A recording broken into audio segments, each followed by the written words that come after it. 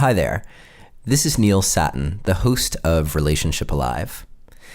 The Relationship Alive podcast is my offering to you to support you in having the best possible relationship. So if you're finding it to be helpful, please consider a donation to help support the podcast. In order to do that, all you have to do is visit neilsatin.com/support or text the word support to the number 33444 and follow the instructions. And thank you so much for your help in ensuring that we can continue. And today's show is also sponsored in part by Talkspace, the online therapy company that lets you choose from over 1,500 licensed therapists. Get matched with your perfect therapist who can put you on the path to a happier life and a thriving relationship. For a special offer for you, visit Talkspace.com/alive. Also, many of the things that we're going to talk about in this episode require a lot of really great communication between you and your partner. If you're interested in learning how to communicate in relationships so that no matter what you're talking about, the good things or the challenging things, you can become more connected with your partner, then please consider downloading my free guide to my top 3 relationship communication secrets. To do that, all you have to do is visit neilsatin.com/relate, or you can text the word relate to the number 33444 and follow the instructions. Okay, I think that's everything. Let's get on with the show. Hello and welcome to another episode of Relationship Alive. This is your host, Neil Satin.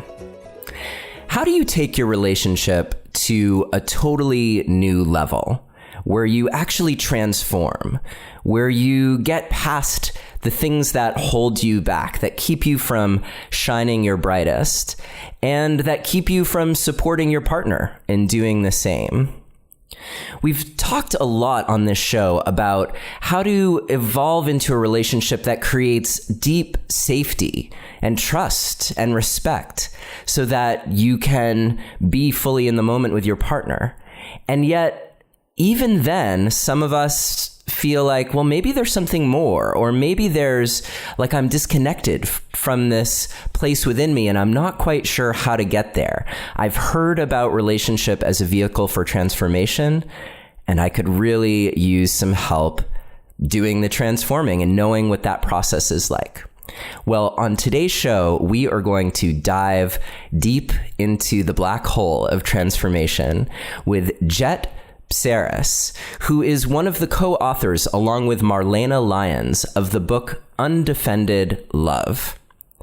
This book will truly open your eyes as to what is possible, not only in partnership, but also in how you reveal to yourself the ways that you are holding yourself back from being centered in your essence and operating from there. And also how to bring that kind of clarity into your partnership, and to see ways that you can stop defending yourself and instead be undefended, vulnerable, courageous, and alive. So with that, we will dive right in. I do want to let you know that we will have a detailed transcript and an action guide for this episode, which you can get by visiting neilsatin.com/undefended. And you can always text the word passion to the number 33444 and follow the instructions to also get a link to this show guide and all the other show guides from Relationship Alive. Also, a moment ago, Jett taught me the Namaste chant. And so at the end of this interview, she and I are going to sing that together for you. Just a little added bonus. I think that's all the business we have to cover, so let's dive right in. Jett Psaris, so happy to have you here with me today on Relationship Alive. And thank you so much for the invitation. I appreciate it. Looking forward to it. Great. And it's my pleasure. And just so you know, listening, this is a conversation that actually started a couple years ago, because I knew very early on in the inception of this podcast that I was really hoping to have either Jett or Marlena here on the show to talk about Undefended Love. So with a little patience and waiting for the timing to feel right, here we are.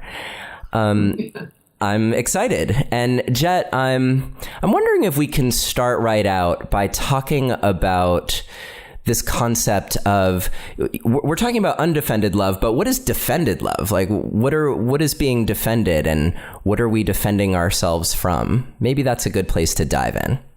Yeah, in fact, yes, it is. The reason we titled the book Undefended Love is really because most people, while they're aware of defensive behaviors and actions like reactions, getting angry, withdrawing, most people are aware that those are defensive, but unaware that our entire perspective is born out of a defense.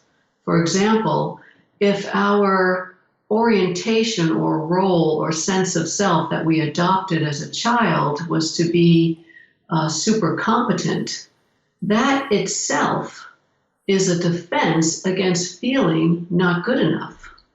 And so while we can catch ourselves in defensive behaviors or being triggered or reactive, we seldom know that we're going through each moment of every day oriented around protecting ourselves from an experience we had as children that we could not endure. And so I often point out that these roles that we play and ways of perspectives that we have taken on, they actually got us to this place in our lives. They helped us survive. But now, if we don't relinquish those roles, self-concepts, worldviews, and emotional coping mechanisms, if we don't relinquish them, then it's a little bit like an acorn husk. If it doesn't give way, the seed possibility for who we can be ourselves and in relationship will never be realized. So undefended love is the work of recognizing and dismantling those defense structures, which will then dismantle and the defensive reactions and behaviors will no longer be necessary. And I love the way you did this introduction. It was very subtle, but I want to point it out to listeners. The introduction that you gave, Neil, is you very subtly wove in that the starting place is with ourselves. The starting place is not getting the other to be different. The starting place is that relationship and love call us to a profound inner transformation, after which we can relate to others in an undefended or in a non-provisional way. So that's our starting point. So many places that we can go from there. I'm curious. Well, actually, maybe a good place to go from here is a lot of people were asking me, well, what can you tell me about Undefended Love? You know, they were like, what are you reading now for your upcoming interview? And I was like, all right, well, basically when you're growing up, things happen that lead you to form erroneous conclusions about yourself, which you call the cracked identity. And it's this sense, and it can be distilled often down to simple statements like, I'm not lovable, or I'm not worthy, or I'm not valuable, or I'm always wrong. And those, I think those identities, they're not things that are there all the time for us, but from that come our personalities. And one thing that I loved about what you wrote about was how you show that the personality, so things like being a really generous person, are actually there to help us avoid feeling the pain of this underlying cracked identity. Exactly right. Yeah, there what you're speaking about here is there are kind of two main layers to our identities or self-concepts, or what we created in order to manage our childhood. And the deepest one, the one that is the most gnarly, are these self-concepts as deficient. And it's very interesting to me that the way these are born, I'll give you an example, is let's say that, your dad comes home from work, he's had a rough day at work. You're just really, you're 5 years old, you're just excited to see him. And so you run up to him and he pushes you away, tells you to give him space, not now. And so here you're wide open, your arms are out, literally. You're reaching for the person you love the most in the world. And you experience kind of a physical punch. It feels somatic when he says, no, go away. And so then the child is left with a dilemma. How do I make my world make sense? And so what they do is they actually do a kind of translation. They say, I must have been too much in that moment. And so that's the birth of a self-concept as deficient. I am too much. And then what they do is they create a compensation to manage themselves.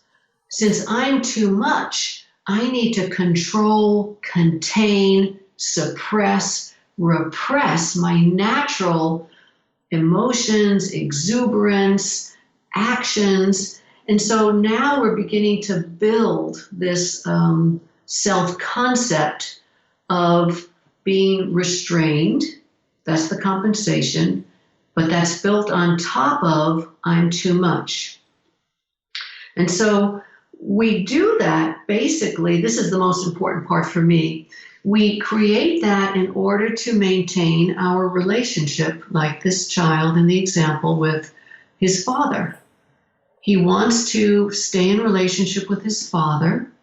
So in order to not make the father wrong for his impatience and anger, the child makes himself wrong and says, I'm too much. And so you see the impulse is to maintain the relationship. But the way we maintain that psychologically produces a self-concept that we just build on over and over and over again. And maybe later in the show, we'll talk about how we do that in partnership, how we maintain that entire mistake.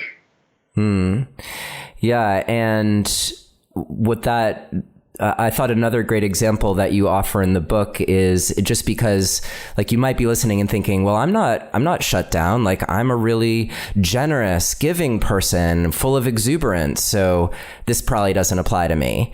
So what would you say to that person? Well, I think there is a case study in this book. I'm not sure if it's this one or the next one, but where a minister saw himself as his self-concept, that he was generous, and probably everybody he knew would consider him to be generous, and except his wife, actually. And so I said, well, tell me what happens with your wife if your generosity isn't appreciated. And he said, well, actually, I get angry with her and I withdraw. And I said, well, essential generosity has no strings attached. So because you are committed and attached to being seen as a generous person, that's where we have the clue that is something you developed and that you are reinforcing. Because if it doesn't get reinforced from your wife, you actually separate, you sever the relationship, you punish her, or you withdraw in some feelings of reactive hurt. And so that's where we begin to see that we're not actually working purely with essential generosity here. But I want to hasten to mention that we cannot develop a concept of generosity unless we have that essential quality. And so the truth is, he does have that essential quality, and it's apparent if you sit with him for a number of minutes, you can see that he has that essential quality. But especially with his wife, it also has become a compensatory identity. And that has become an obstacle in their relationship because he is more focused on being seen as generous than making authentic contact in a given moment. Yeah. And I just want to mention one more thing about this, just coming to me. I'm sorry to interrupt you. No, go ahead. Is that the other thing about this is that when he is giving to his wife and she receives that, it's actually not enough. So there's a little backside here. It's a nuance. But he is more attached to a constant stream of validation. And if that stream is broken, then we begin to see the cracked identity underneath that compensation. Jett, I want to dive more deeply into this, and especially the compensatory identity. But before we do, I need to take a quick break to mention our sponsor, Talkspace.com. So since they've been supporting the podcast, I've been giving their service a try. And just to be clear, I'm actually paying for it. They didn't give it to me for free. And I'm finding it to be a really helpful way to get some extra support from a trained professional, especially this time of year during the holidays. They're a little different than traditional therapy. So I send messages to my Talkspace therapist as often as I want throughout the day. And then they get back to me once per day with a plan that I'm on. There are other plans too where they can respond even more frequently than that. So Talkspace is currently offering $30 off your first month with them if you visit Talkspace.com/alive and use the coupon code ALIVE. So that gives you $30 off your first month of online therapy. So thank you, Talkspace, for your support of the podcast and for your generous offer for our listeners. Okay, let's pick up where we left off.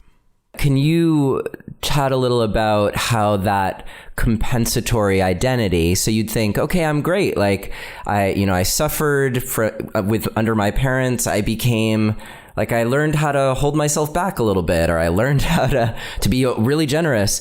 But at the same time, these compensatory strategies, they actually perpetuate that underlying belief as well. That's exactly right. And it's very rarely understood that if our emotional survival strategy is to seek approval, every time we seek approval, we reinforce our deficient identity as not good enough or not smart enough or not generous enough. So it's like we're putting coats and coats of paint on that deficient identity. And it's a little bit like an addiction. We keep having to fill that hole, HOLE, of deficit. I'm not good enough, so I need to constantly hear from you and everyone around you that in fact I am. And so it actually does the opposite. The approval just gets us by for that moment, but it never is going to fill that hole. Yeah, and so let's make the leap, at least in this moment, that the way that we typically find ourselves in relationship is driven by some aspect of this personality, the compensatory strategy. That's right. That's right. And a good question, and if we take this into a little bit more concrete example, is if you ask yourself, what experience am I trying to get in this moment with my partner? Or what experience am I trying to avoid in this moment with my partner? Then you will begin to see the workings of the compensatory and the cracked identity. Because authentic and essential interactions are never trying to get something, and they're never trying to avoid something. So now wondering, and you're probably wondering if you're listening, where we're headed with all of this. Because, all right, great, you've got this. I have these cracks in my identity, and then my personality came up, and there are things about it that are great, and maybe there are things about it that are not so great. If I'm going to be delaminating all of these coats of paint that Jett was just talking about, where do I get with that? What possibilities actually open up for me if I'm willing to go through this process? Well, the one piece is that through this process, we develop ourselves into a much larger, we become much larger. And I often use this example of, if you picture a glass of water next to a large, pristine blue mountain lake, and where we start this journey really as that glass of water. And so if you picture putting maybe a teaspoon of salt into that glass of water and drinking it up, you'll be repulsed. But that same teaspoon of water into that blue mountain lake, that water is just going to be as refreshing as it always was. And so life delivers us, and also, of course, relationship on a daily basis, things that don't taste good. And if we're that glass of water, we're going to constantly be saying no to everything that comes toward us that we believe is going to produce discomfort and displeasure. But as we become that large, blue, pristine mountain lake of our beings, all the things that come to us, they become absorbed and refreshed. And we actually become a source of nourishment and refreshment to everyone around us. You can see this a little bit with people who have gone through cancer a number of times. The first time they get the diagnosis, they panic, usually reach for whatever treatment is offered and go into kind of a trance state and just try to survive. The second time, well, they have their medical team together. They know what worked and didn't work. They move a lot more slowly, generally speaking. And they have the ability to recognize that life is continuing, and this recurrence has also come into their lives. But they have much more stamina and capacity to show up for what's happening. And the third time, they'll come into my office and they'll say, well, there's been a third recurrence, and I feel capable of taking the necessary steps. And I also want to talk about what's happening currently in my marriage. And so the capacity to be with what life offers becomes larger and larger. We're less likely to feel resentment. We're less likely to feel collapse. We're less likely to feel emotionally defensive or reactive. We develop a general yes to everything because we are so large and have already experienced our capacity to show up for life that we're no longer afraid of life as we are when we begin this journey.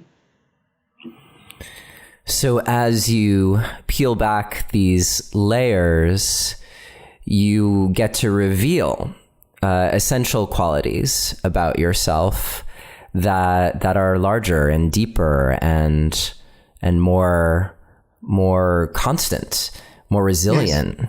Mm-hmm. Mm-hmm. What is that? Capacity. Also, go ahead. Go ahead.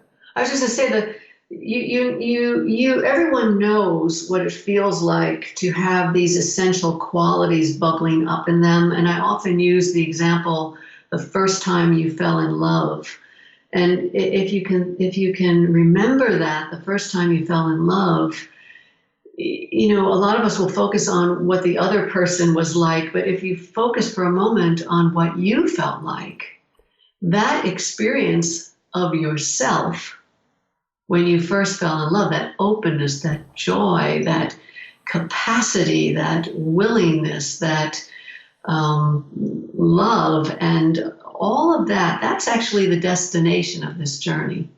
When we fall in love, we glimpse that possibility for who we can be with another and within ourselves. We glimpse that possibility.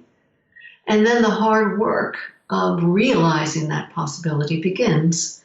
And so, in short form, the answer to your question is who you were when you first fell in love, the experience you had of yourself. That's actually the destination of this journey. That would make sense. And it's making sense to me on this deep level of, right, of course, I've been summoned by this vision of potential. Mm-hmm. And then I think often couples find themselves, heeding the call, being summoned, and then a year or 2 or 10 later, totally forgetting what called them into that relationship to begin with. Right. So what happens when we get stuck? And as I did mention in the intro, which you heard, Jett, a lot of what we've talked about on the show has been about creating safety in relationships so that people really feel freedom to be vulnerable, to be courageous. And yet I couldn't help but notice that further along in your book, you talk about react and basically identifying all of these qualities of a safe container and talking about how maybe those are great to get you to one place, but then you have to find ways to shed those qualities. Yeah, you need a ratio of what I call closeness and intimacy. The closeness is the safe container you're talking about, that holding environment where you feel like you can rest in the relationship. And the intimacy really is that transformative edge. So the hallmarks of a close relationship are things like reciprocity and the capacity to make and keep agreements. And those very same things that are capacities in a healthy, close relationship can also prevent intimacy. So, for example, yes, while it is wonderful to have a relationship where both of you are doing the work, if you maintain I will if you will, I'm working with a couple right now who are very mired in I will if you will, and that is not going to move forward. We actually have to have a fidelity to our own unfolding, and assuming there's nothing violent or damaging going on in the relationship, we have to be willing to continue to unfold and reveal and tell the truth about what we're experiencing and explore. We have to be willing to do that even if our partner is not willing to do that. Otherwise, there is what creeps in is an unhealthy dependency where we are requiring the other person to be a certain way in order for us to feel safe. And technically speaking, we don't really need another person to be a certain way in order for us to feel safe. Safety is found in that large lake of our being or the ocean of our being. It is not found in a temporary ability to manipulate or coerce our partner to show up in a particular way. So we need a balance. We do need someone who is not chronically going to be attacking us, but we also need the ability when we experience someone, my partner, being critical, we have to have the ability to say, okay, what is true about the criticism that you are telling me about, instead of, no, I'm not that way. What's true about that? And also, in the presence of your criticism, what essential quality or aspect of being do I lose access to? And clearly that would be curiosity. So in order to have a fidelity to our own unfolding, we have to say, okay, in this moment, in the face of your criticism, I've lost access to my essential curiosity. And so now what I want to do is I want to try to access that curiosity and apply it to your criticism And then you'll notice that the whole relationship moment, the tension will soften because you're willing to listen to what your partner has said, even if your partner has said it in a way that is not skillful. How do you avoid then this becoming totally one-sided in a relationship where one person is willing to do the work and where the other will happily dish out criticisms and ways of trying to control their partner to make life easy for themselves? Well, the truth is you don't avoid that. You don't avoid anything in this approach. And what you do is you establish this fidelity to your own unfolding, and that's primary. And then what actually happens is one of two things. You outgrow your partner, and that becomes very evident. And then the question is, of whether I should leave or not really becomes moot, becomes obvious. Or your partner sees who you're becoming and jumps on board. And I can tell you that happens more than the latter happens more than the former. The experience they have of your openness, your clarity, your kindness, your skillful means, they begin to say, I want to be more like that. I want to find that in myself. I want to join with you in this enterprise that you have initiated. And I can tell you when that happens, often the turn is quite dramatic. And then you have established a new chapter or new ground between you, one based in the shared value of being allies, intimate allies in this journey. But it is true that there are those who resist and defend and say, I don't want to do this work. And then the person who is doing the work, they become stronger, clearer, and then they have a choice. Do I want to stay with you and accept you 100% as you are? And then, of course, they also have developed the ability to set boundaries and the rest of that. Or is this really no longer, has this taken us where we could go together? And do I want to actually step outside of this relationship now and move forward on my own? And that's a scary place for people. But it's a lot scarier not to take the journey, because if you don't take the journey, that seed acorn of you will wither and die. So, journey or death, the choice is up to you. And guess what? We all die anyway. We all die anyway. Well, it's a series of deaths, of course. Since it's a totally transformational process, we get very good at dying psychologically and emotionally speaking over and over again. We become part of the cycle of life. And that's why I think we all long for intimacy so much, because it's so fresh, it's so new, it's so exciting. There's no longer a been there, done that. Everything becomes sacred. And that's when I think life really becomes everything that we've read about. So what does the process look like? And I think this would be good to complete our overview of what someone's going to go through. And then maybe we can offer some actual beginning steps for you listening so that you can get a sense of how to take this journey. Yeah. Can I blend those two together? Please. Yeah. The first step, it's just non-negotiable. The first step is that your starting point is whatever is happening is about me, not about my partner. And I have to tell you that can be an easy step for some and a very, very large leap for others. For a period of time, at least as an exploration, take on the task that this is about you and not about them.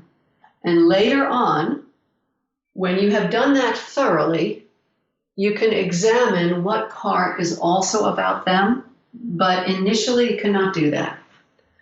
I ask my couples to go on a detox diet of not critiquing, complaining, evaluating, noticing, psychoanalyzing their partner. When you stop, and doing this verbally or in your mind, when you stop focusing your attention on your partner, you're left with having to explore, which is difficult, what is actually going on for you. So the first task is, this is about me, not about you. The second one is to stop critiquing, stop that outward flow, and that is very important. The next task is to recognize that there's more to you in that moment than you think. So whatever you think is going on, there's a lot more going on than that. And so your work is to inquire into the experience you're trying to get in that moment and the experience you're trying to avoid in that moment. Once you do that, it will bring you naturally down into whatever the contraction is that is keeping the self-concept in place. So I'll use an example. So if you come in, actually, can I use you as an example? Sure, let's go for it. Good. Can you give me an example of a reaction that is familiar to you? You have it with your wife, and it happens, periodically, or every day. Because a lot of these reactions, they happen every day. Right. Well, this almost never happens, but Great. Yeah, sure. Let's go with I'm working and I'm working a lot, and I get a complaint from her that I'm working too much and I haven't prioritized our connection enough. Okay. Let's say in that day, even. Yes. And let's say in that moment, you're not in your most conscious and spacious self, who would probably say, I hear that you are wanting more time with me. Yes. Right? So in our most conscious self, that's what we would say. But let's say that you're actually working really hard and you're trying to get somewhere, accomplish something. And so this interruption actually threatens what you're trying to accomplish. So what's the first thing you experience? What's the reactive experience when she interrupts you with her complaint? That she doesn't value what I'm doing. Right. And how is that familiar for you?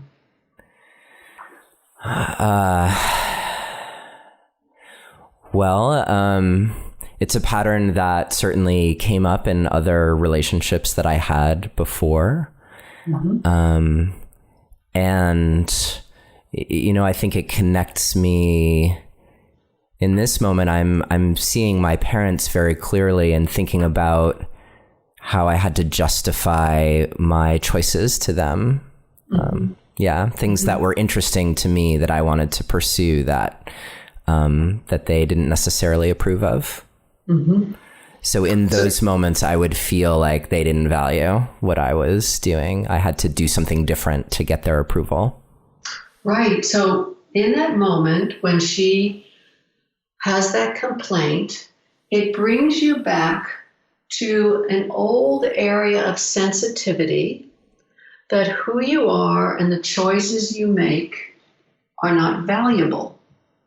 So in that moment, you lose access to your intrinsic value, which is your essential trait, and you experience the part of you that wants to make his own choices, but also his choices in some way threaten the stream of goodwill and approval from the other, whoever that is, parents or your wife. And so in that moment, if you don't become reactive and push against her, push against her complaint, you don't value me, with your own complaint. That's how we separate from each other. If you were to use her complaint as an invitation to drop back in your history to the young boy who had passions and desires that were disapproved of, what vulnerable experience would you have there? What was the vulnerable experience of that young boy? He felt alone, and self-doubt comes up for me. Yeah, like maybe a lot of uncertainty and confusion almost. Like if I guess I can't trust myself. Yeah. So the self-doubt comes up in order for you to maintain the relationship with your parents or your wife. But the vulnerable feeling that you're talking about is you feel lonely. You feel like they severed the relationship with you in that moment. You lost access to the common ground you once shared. And you also lost access to the feeling of passion that you were engaged with when you were in your own little world alone. And so that's a moment of trauma. And if we can use your wife's complaint to bring you back to that moment of trauma and to just simply feel it, what you will find is there'll be a little unwinding, the contraction will soften, and there'll be more space to actually experience the real message that your wife is conveying, which is, I miss you. It would be great if she could say that, but it's equally important that she can't, because you need to develop the ability to stay in contact with yourself without defending against what she says, and to stay in contact with yourself. And also, it will bring you into deeper contact with her, because you say, I hear what you're really saying is you miss me. And that is actually what I wanted in the beginning. And so then the two of you can be allies. I hear that you miss me, and actually now that you're saying that, you've kind of jogged me out of this addiction to my work, and let me just finish this up and let's spend some time together. Or you'll say, I miss you too, but this is a priority for our family, and so can we support me around completing this project? And then let's plan some extended time together so that we make sure that we're also nourishing the well of our relationship. See, then you become resourced. How helpful is it to, when going through that inquiry, to let my partner know that that's like to let them know what I'm going through, or what I'm experiencing, what I'm seeing? Well, if you have the emotional strength and the emotional strength to reveal your process, and there is a welcoming environment to do that, I would say do that. If it feels too risky, then I suggest that clients say to their partner, listen, something's just come up for me. I just feel triggered in this moment. It's not about you. I'm going to spend the next hour or two diving into that. And can we meet up at 3:00 and so that I can reveal that to you and we can talk about it? It is very important to let your partner know that you're in process. And if you don't have the strength to reveal that process, or that process needs some incubation time, some protected space, that you maintain the relationship with the promise to do your work and come back into discussion about what just transpired. That is very important. And just to be clear, the process of diving in, there wasn't some magical mantra around the experience that I was having. It's more about simply being with that experience to get to the other side.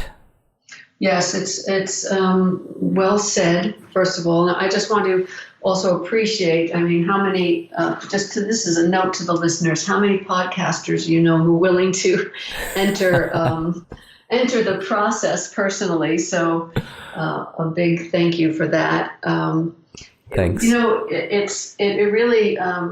is about freshly meeting each experience with the knowledge of the patterns, but the willingness to let this step outside of those patterns. And so there is a mix. You have a knowledge of familiar patterns, which you were able to quickly identify. And that's very important because patterns are always a result of the compensatory and correct identity. But there's also the willingness to have a completely fresh insight and a completely new experience of that moment, where you lay down the pattern and maybe for the first time come into contact with the original hurt of the moment when you were disapproved of or not appreciated or rejected. So what are some ways that could manifest, so that if you're going through this at home, you're probably wondering like, all right, what could that look like for me if I'm willing to just be there? It sounds scary. I have to say, as I was reading your book, I was feeling mixes of elation, like, wow, this is amazing. And I felt very viscerally the fear coming up of, my parts responding to, ooh, that's going to be scary when you do that, or that could be frightening when, you just rest in that with Chloe. Chloe's my wife. Mm. So it brings up a lot, and you call it the black hole, and I'm sure there's some good reason behind that. Yeah. Well, the black hole is where we really drop into that core sensitivity, and it feels very uncomfortable. And it feels uncomfortable to the compensatory identity, which has just failed at its mission to keep you out of that discomfort. That's the whole idea of the compensation, is for you to actually maintain control, feel safe, and feel comfortable. And so when you drop into these core sensitivities, most of us scramble quickly to get out of them. And, that's okay too. What happens is, in my experience, we don't drop into the black hole in a way that is annihilating. It's a little bit more like a snake shedding its skin. When we're ready to drop into the black hole and reveal that piece that's needing our attention and healing, there really already is a substantial experience of ourselves ready to pick something up, to essence rises up to carry the day. And so we're not going to drop into the hole and go into a self-destruct.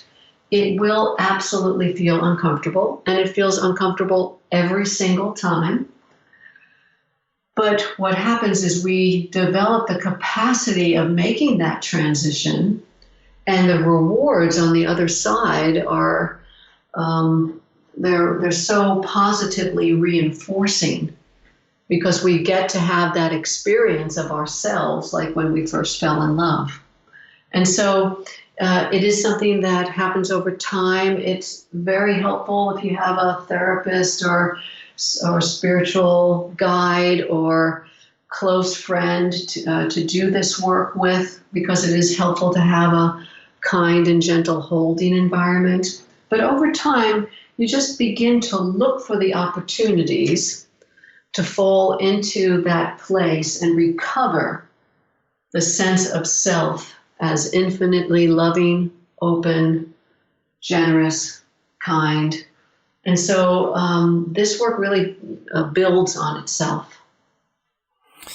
Yeah, you talk about I think you call it the flip, where your fear of not doing the work outweighs the fear of facing into those experiences that you were initially trying to avoid.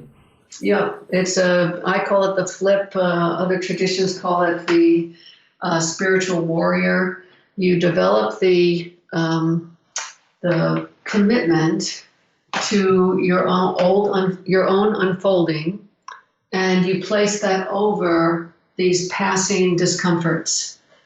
And that at that moment, you have shifted your center of gravity away from a protective, controlling, predictable sense of self and life into a more fluid, more surprising, definitely more spontaneous and exciting way to be in life. It's a little bit like moving from the land, which is predictable. We walk on land, is predictable, and jumping into water, where there are all kinds of new and interesting and exciting, but also scary movements that occur. You're not in control anymore. Yeah, Chloe often, I've heard her recount this story of snorkeling in Bali. I think it was Bali, and being right at the edge of this drop off from it went from, I think, the coral reef down into who knows how many thousands of feet, and just seeing the shadows lurking just below the light, and and how terrifying that was. That's a wonderful experience. And I'll often use snorkeling as because most of us, when we're based in our self-concepts, we're looking at the surface of the water. And this work, you're putting on some gear and you're dropping below the surface, and there's an entirely new, magical, beautiful world. And so at some point we long for our depths and for that magic and mystery and largeness, and relationship definitely is the sacred path to that experience. I have to say, it was kind of funny to me thinking just now about how so much of our time can be spent trying to avoid conflict. Mm-hmm. And, in that situation that I described with Chloe, we would probably make some agreements that would be around okay, on Mondays, I only work until 6 p.m., that sort of thing, mm-hmm. to avoid coming across that circumstance. And what I hear you saying is, well, that could be great. And you get this magnificent opportunity by being in the discomfort of kind of failing, or where your compensatory strategies, the things that initially brought you together with that person because you complemented each other so well, where they start to fall apart. Yeah, beautifully said. Basically, my way of saying that is, if you can make an agreement and keep the agreement, by all means, go ahead and do that. When you make agreements and you can't keep them, then you know that you have created false ground between you, and that there is something deeper that's actually needing to be seen and addressed. And so when the agreements fall apart, which they will, if it's a repetitive, deep issue, then you want to ask yourself, what does the agreement protect you from experiencing? And usually that will be, as you said earlier, discord. It protects you from experiencing that you're having a different experience than the other. And we want to protect ourselves from that. Are there core agreements that you think are important in relationship? I think I encourage all couples to address that question more kind of maybe in terms of core values, which might cover the same area. So, some relationships have a core value of telling the truth as we know it,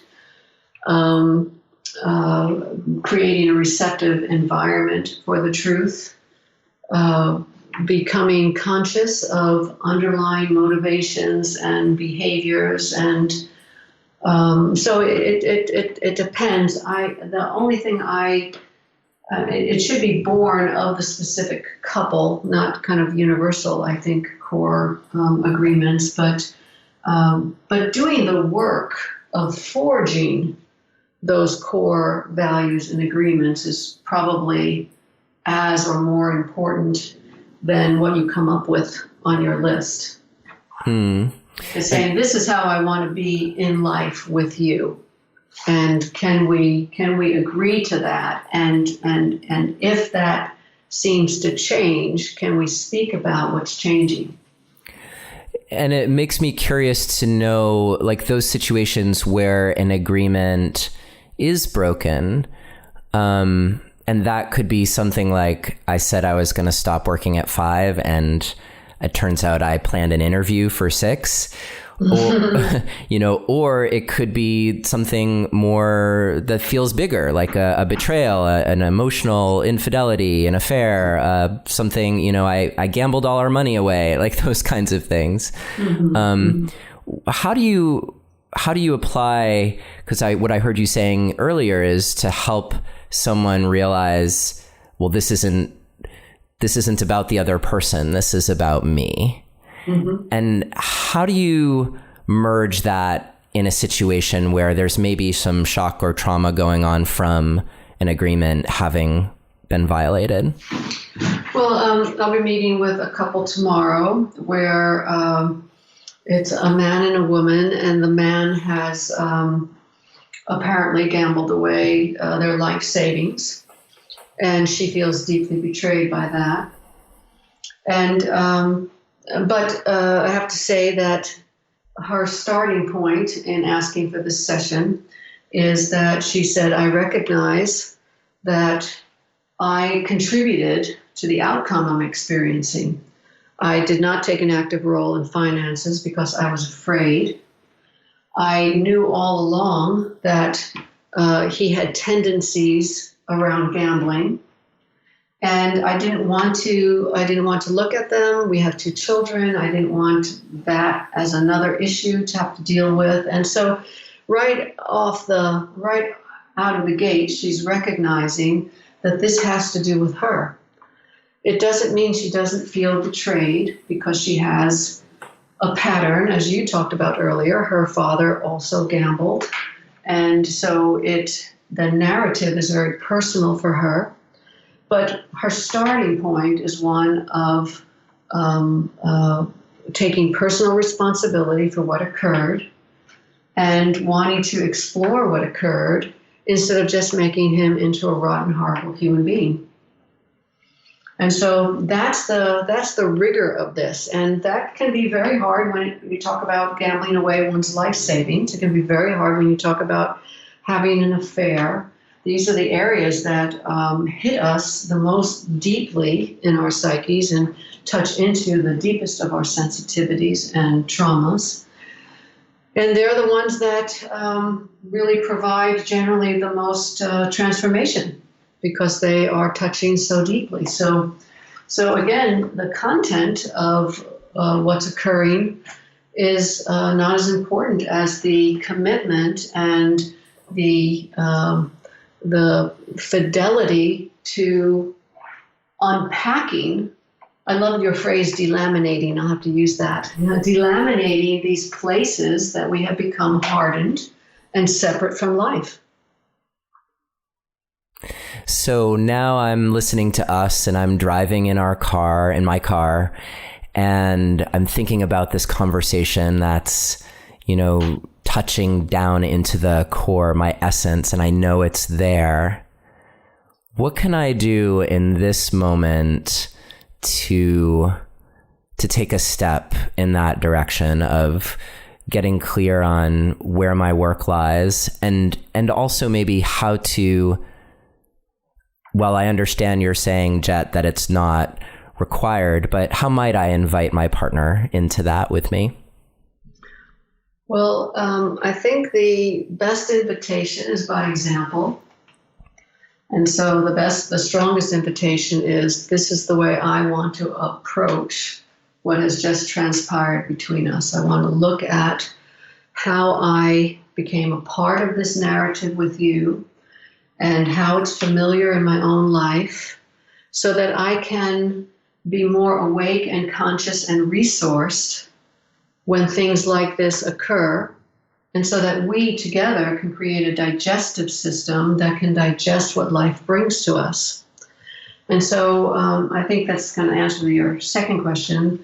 The first question is not quite so clear. If you've just experienced a betrayal and you've just found out about that, the first thing you're going to experience is shock. And so when we experience shock, that is something has come into our field that feels larger than what we can handle. And so the first thing we need to do is not scramble and to actually do the opposite, which is very hard to do, which is stop and rest and wait until our warm animal body calms down and we can walk, we can meditate, we can bathe in warm water, whatever helps us calm our animal body, which always is the one that bears the burden of these shocks. And when we begin to feel like we're coming out of the shock, then we begin by slowly wondering, what does this situation have to do with me? How is it familiar? And we begin to apply that essential curiosity and interest to what has transpired and recognize that the content of our lives is there to grow the context of our lives.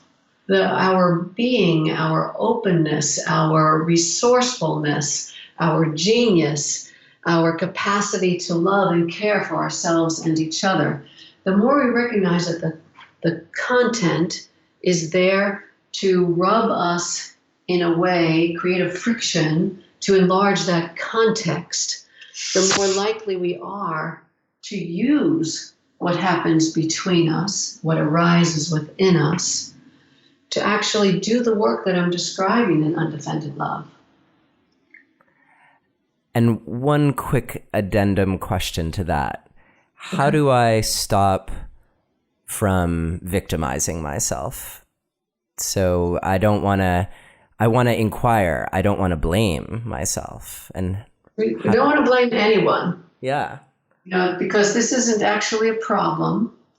This is the way transformation occurs. The only way we can see what we can't see is by bumping into it and suffering the discomfort of it. And so we don't want to become a victim. We don't want to identify as a victim. We don't want to victimize others. We want to join together and, it's all hands on deck and do what's necessary to wake up and to use the weather of our lives, that's what I'm calling the content, the weather of our lives, to see that which the weather is happening in. So if I have a feeling, I don't have to become anger. I'm just feeling angry. It's something that is occurring within me. I don't have to, if I have a thought, this isn't right, that's just a thought. That thought is occurring within me, and there are going to be 60,000, according to Stanford, additional thoughts before the end of the day is up. And so we become larger than these passing inconveniences or moments of disruption and confusion. And then you get to experience yourself as bigger than all of those things. Yes. And more resilient and more skillful. And more able to show up for love with your partner. Exactly. Well, all those things is love, really. We become love instead of being a consumer of love. Yeah, then you embody it in what you do.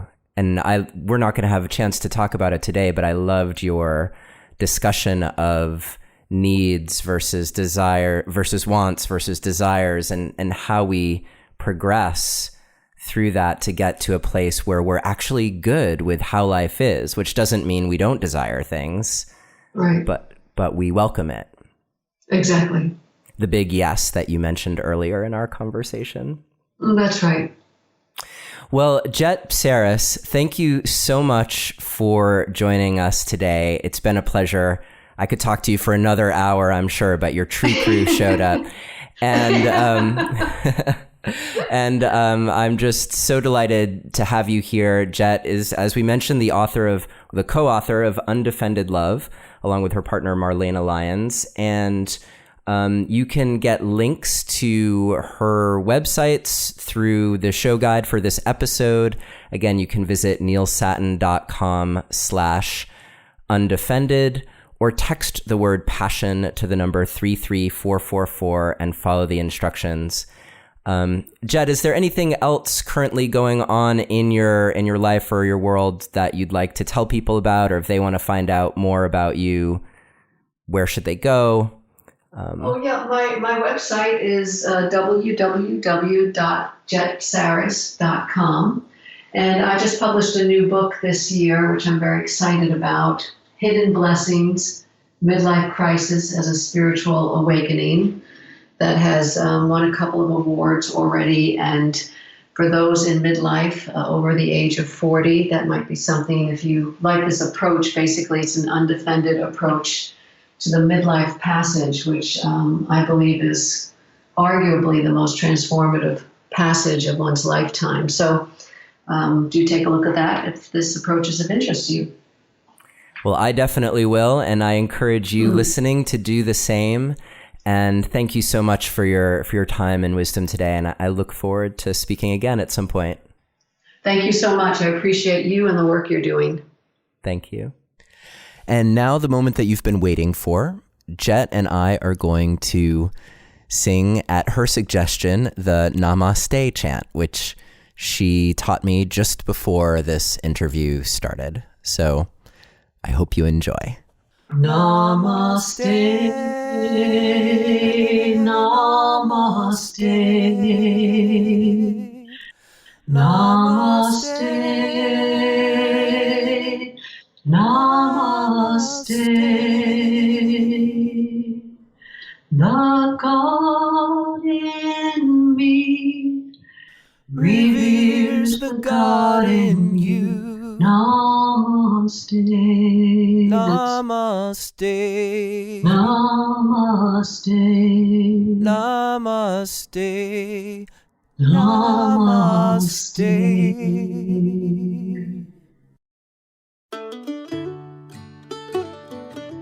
Thank you for listening to another episode of Relationship Alive. If you like what you've heard and want to make it easier for other people to find out about us, please take a moment to subscribe to our podcast and to rate and review us on iTunes. If you have questions or comments or want to continue the conversation, you can always join our Relationship Alive community Facebook group.